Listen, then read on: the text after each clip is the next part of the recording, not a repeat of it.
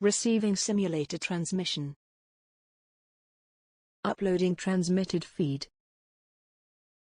Initializing playback sequence. Log execute. Hey everyone, Seipher here, and welcome back to Seipher Plays Yugioh, the Duelists of the Roses. In the last episode, we took on Manawydan Fablir, the card guardian that Seto summoned, and saved not only 15th century England, but the world itself. However, today, we also found out that Yugi took credit for everything that we did, and that we never made it home, or if we did, it wasn't recorded in the history books, so I'm just going to believe that we weren't. And today, we will be siding with the Yorkist to explore a path not taken. So, you know what they say about assumptions, Simon. A wise choice, duelist. I see you are well versed in judging a situation. Welcome to the Rose Crusaders. I am honored. Okay, old man. It's time you made yourself scarce. What? What are you doing? Stop! No! Don't worry, I'm not going to hurt you. I just need you out of the way until everything is settled. Now, let's talk about the Red Rose cards. Simon mentioned that he spread the cards among certain individuals just after summoning you. I think it's safe to assume that a large number of those individuals are his confederates currently located in France. I would like to ask you to enter France from Dover and retrieve those cards for our cause. I would go myself. However, I'm needed here to maintain our barrier against any invading forces. According to the legend, one must use a deck whose cost is lower than an opponent's to capture a rose card of another color. Remember, a deck that costs lower than that of an opponent is the key. I've also heard something that the Celts inherited their red rose cards from the original inhabitants of Stonehenge. This would mean that our enemy, Yugi, who comes from a line of Welsh nobility, would likely have inherited one of the red rose cards. This means that those who oppose the Rose Crusaders are sufficiently equipped to duel against us as equals. Given their desperate situation, they will retaliate with everything they've got. It would be wise not to underestimate them.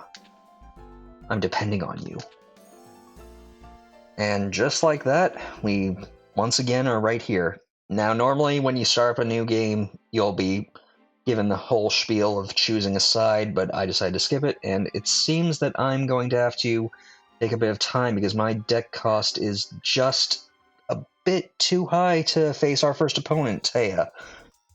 So while I do that, I'm going to quickly go over a major difference with this path compared to the other, compared to siding with the Lancastrians. The Yorkist is less of a choose your own opponent and guide your own path. You don't get any choice in where you go in this campaign. You must take on your opponents in a singular order, kind of a gauntlet. So this is why I kind of recommend choosing to side with the Lancastrians first and then doing the Yorkist, because you have more options, even if they have the home field advantage and obviously more centric decks. Anyway, as with most things, or as I had done in the Red Rose campaign, we're going to start off with Taya here, but before we go in, I'm going to quickly go over her character in the Yu-Gi-Oh series. So, honestly, she's a minor protagonist, one of Yugi's best friends, a non-duelist, which, because of what the manga and anime ultimately became, focused around duel monsters, she suffered a lot due to not actually playing the game. And if you go by Yu-Gi-Oh! Abridged by Little Karibo, she's a friendship speech enthusiast. Anyway, not all that important. We're gonna see why she's the first one up, and it's honestly not that difficult. Anyway, let's get in. The Rose Duelist. You dare to betray the hopes of Prince Yugi? I'll teach you a lesson you'll never forget. Alright, well, with that, we're gonna see exactly why we don't get a choice in who we fight. This field is not very well situated to Taya's deck. A lot of meadow spaces and mountain spaces surrounded by nothing but normal terrain, which won't power up anything, so it's kind of easy to see why the Lancastrians aren't doing so well in this conflict. Anyway, we're going to expand the meadow with what we have, just to create a nice, safe place for my warriors to do what they do.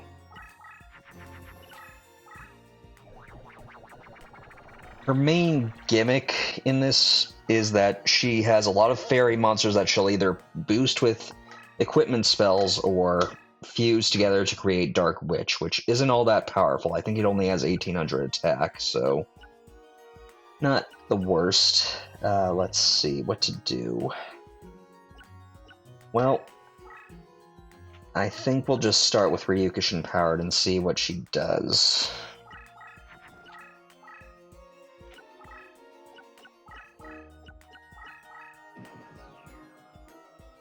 And let's see here. If we move into this place, we'll see what she has down. Yep, a Dark Witch. And... well... you know what? Not super helpful to me, but might as well. Her Dark Witch can't possibly attack us this turn since she has to move one space, so might as well play a little aggressively.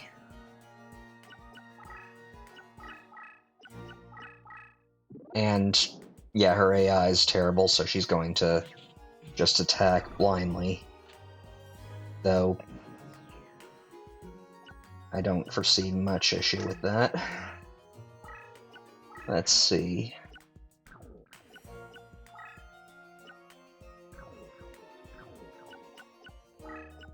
Let's just have Ryukushin go there, and then I imagine she will have her Dark Witch just kamikaze into my Swordsman from a foreign land.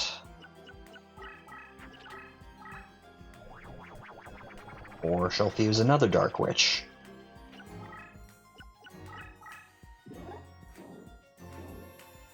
So not really all that... didn't really matter all that much that I got rid of it.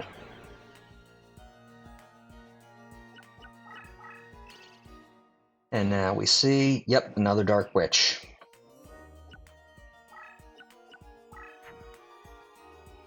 Well, let's just put this there. And just put this Gate Guardian ritual here. And go this way.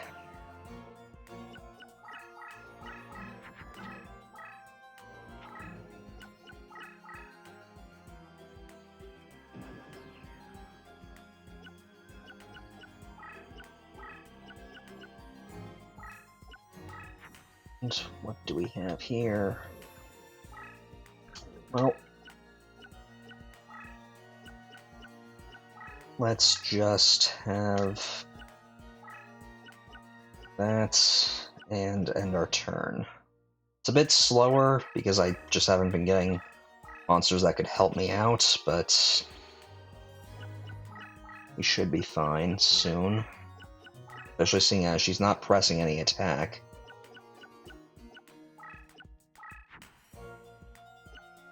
Okay, well, let's just summon this. Actually, let's move up. And clear our hand. Since we already have maximum... oh, well, that's interesting. Alright. Well, grappler attack.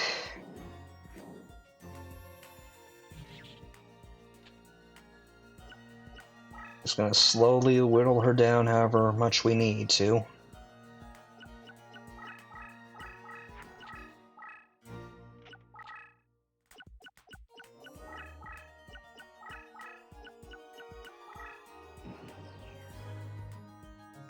Okay. And now we can just summon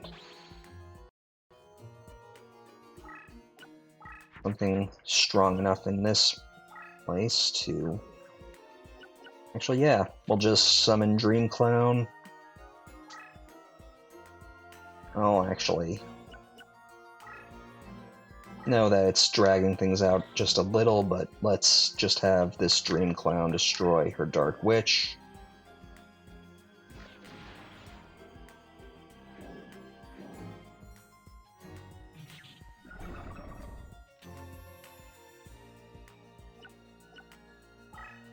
And let's just box her in a little.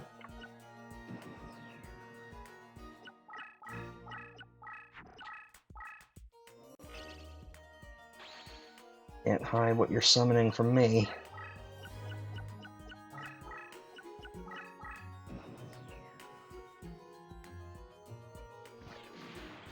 Huh. I guess that was the effect of...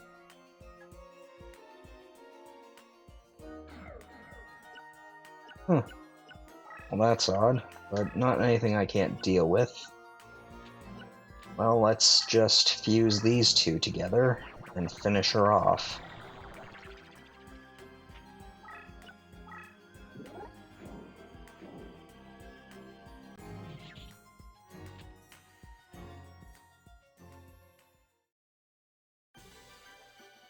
Alright, well that wasn't too bad. And we're actually pretty further along than I thought we would be at this point, so... Let's see what we get from her. Nothing good. Didn't expect it, honestly. Another reason why you should do the Red Rose campaign first is because the card grave slots for the early game of the White Rose campaign is pretty terrible. I guess I lost. It pains me to know that I lack the strength to protect my lord and love. Okay, well that actually got us our first Red Rose card, and opened up the path to our next opponent. And it also revealed who Taya actually represents in this.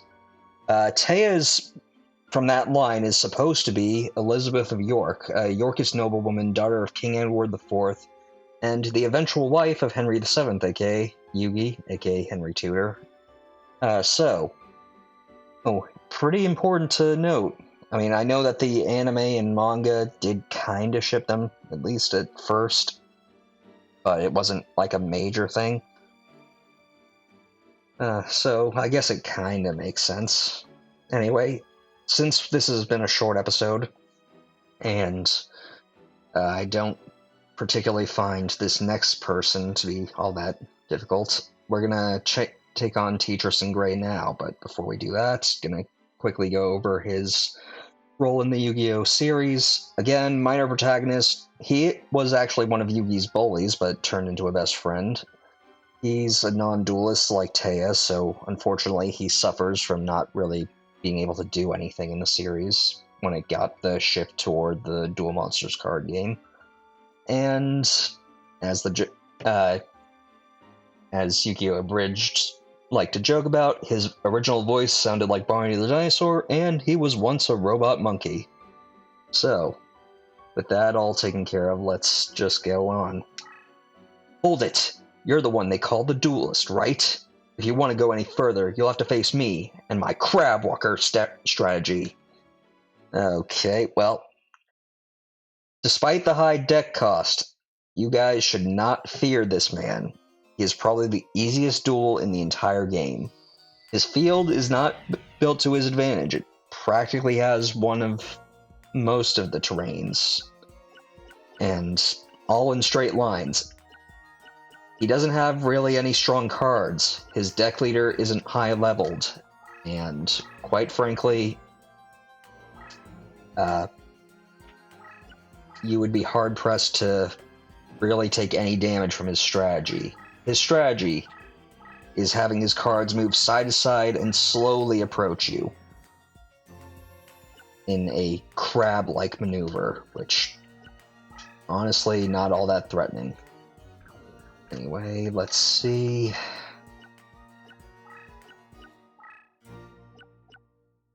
Well, We can at least move the Wandering Doomed onto here to be a little stronger.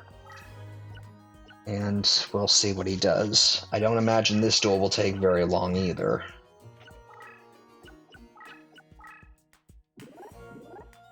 Yep, Lord of the Lamp was the best that he had from his opening hand, and he sent that out just to get destroyed easily. So, let's see what that is. Wicked Fiend Mirror. Alright, well...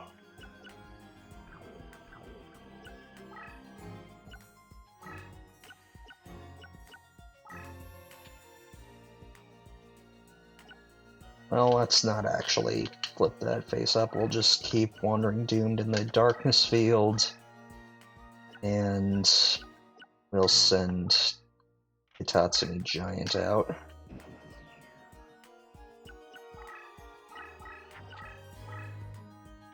We'll see what he does. Don't imagine much.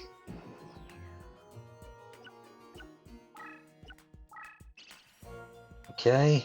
That we can see that he's got Fairy Meteor Crush, which I don't think that does anything at this point, so we'll just quickly unleash a few attacks. Probably not going to get much off of him either, because he's not really doing much of anything. However, I will note that if you manage to get his deck leader in the graveyard slots 3 times in a row, you can get Blue Eyes White Dragon from him, so that's the one reason to duel him over and over again. Not that I've really been dueling opponents over and over again.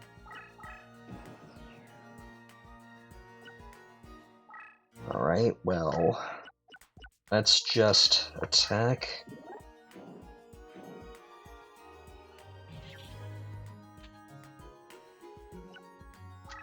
Attack.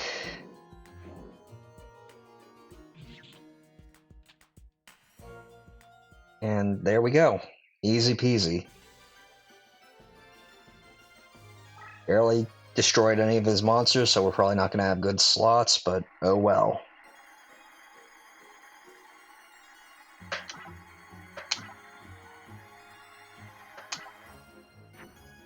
And we didn't even get Carbanola Warrior 3 times in a row, so no Blue Eyes White Dragon for us. Oh well. No problem.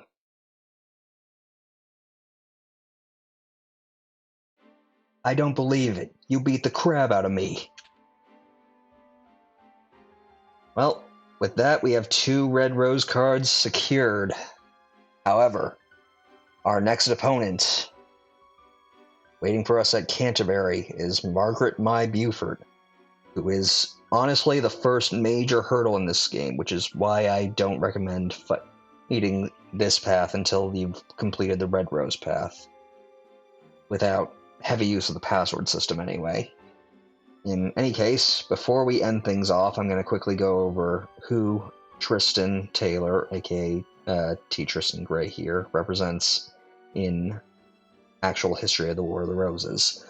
He is Thomas Grey, the first Marquess of Dorset, first Earl of Huntington, 7th Baron Ferrers of Groby, and stepson of Edward IV. Just because as Edward IV married his mother, he got a higher position in the court than he normally would have, and there's not really much to be said about him. It's just a bunch of fancy titles, and he's siding with the Lancastrians. That's about it. So, with that, I suppose I should also mention that since Taya Gardner is based off of Elizabeth of York, and Elizabeth is a Yorkist noblewoman, her union to Henry Tudor does kind of unite with the Lancastrians and Yorkists in one successful line later on. Anyway, I did kind of mention that with Pegasus before and how he could have, but maybe I'm just not thinking straight. Anyway, with that all taken care of, in the next episode, we will be challenging Margaret My Buford at Canterbury. Until then, I want to thank you all for watching. Stay gold. Playback sequence terminated. Transmission disconnected.